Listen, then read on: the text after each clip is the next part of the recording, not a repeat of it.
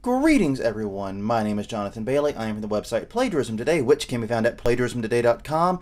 And today I have a little bit of a mea culpa for you guys.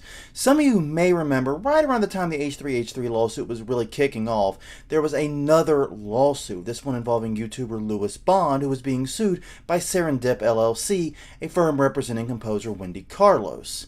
Well, I had said I was going to follow that lawsuit, and I did make an attempt to, but life got in the way, and then H3H3 got a little crazy, and when I came back to it last week, I found out it had been dismissed. So we're going to talk very briefly about the lawsuit. We're going to talk about why it was dismissed, and long and short of it is wrap this case up, hopefully in a neat little bow. First off, the history. Louis Bond runs channel Chriswell here on YouTube. It is a channel that specializes in doing very detailed, very art school style analyses of famous films. One of the films he covered was The Shining. Now, Wendy Carlos, seen here on her site, did at least a lot of the score for that film. The organization that represents her, Serendip LLC, filed a lawsuit against Bond claiming copyright infringement. Now, most people looking at it felt it was a pretty clear-cut case of fair use. Carlos's music was used in it, obviously, but the clips were short and it was all done with commentary and criticism. Far more clear-cut, I would argue, than like the H3H3 lawsuit, for example. Well, the lawsuit was filed, and then not a lot happened.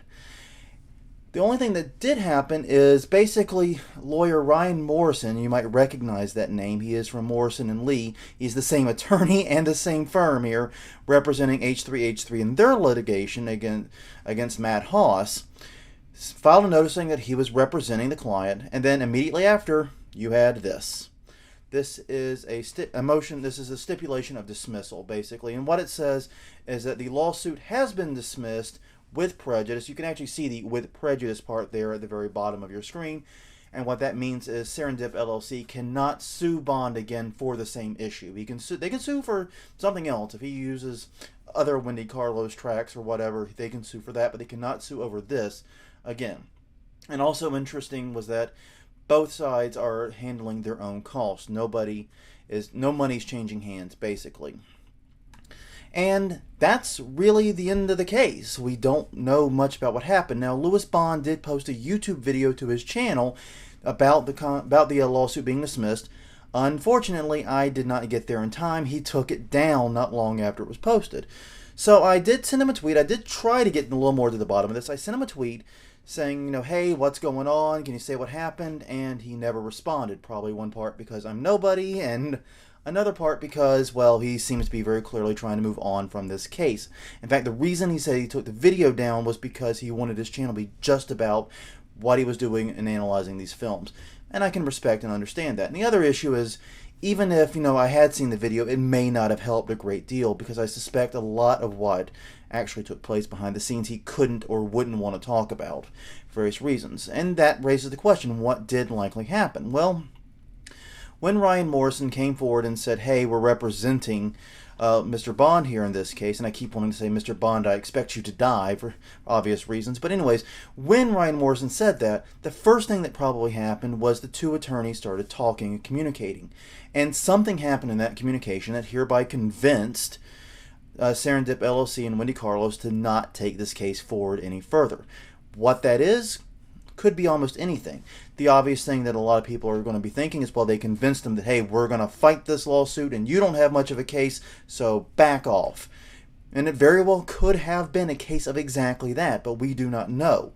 It could have also been a case of, hey, look, our client does not have a lot of resources, and so even if you go through this long battle and you win, you're not going to collect damages anywhere near what would be worth it for the lawsuit. Sometimes, hey, this is the reason why people don't sue me a lot, for example. So that could have been a part of it too.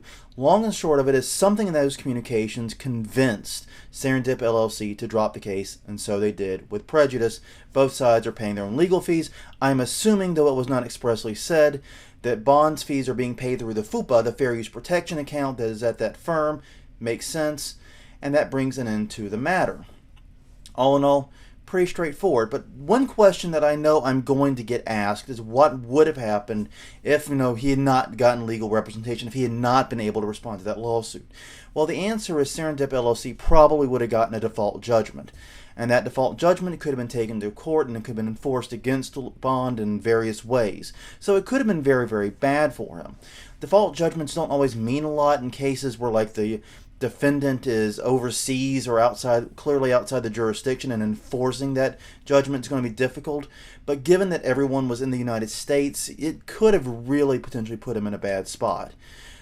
All in all, I don't honestly know how much the judgment would have been, what it would have been like, and what Bond could have done afterward, but that would have been likely the next step. And that's really all I have on this right now. It's a pretty one-and-done matter here. Like I said, we only got a couple of filings. We didn't see any real legal arguments. Not a lot went down. This is probably as quick as a case can be resolved. In fact, this case was resolved before any motion to dismiss or motion for summary judgment.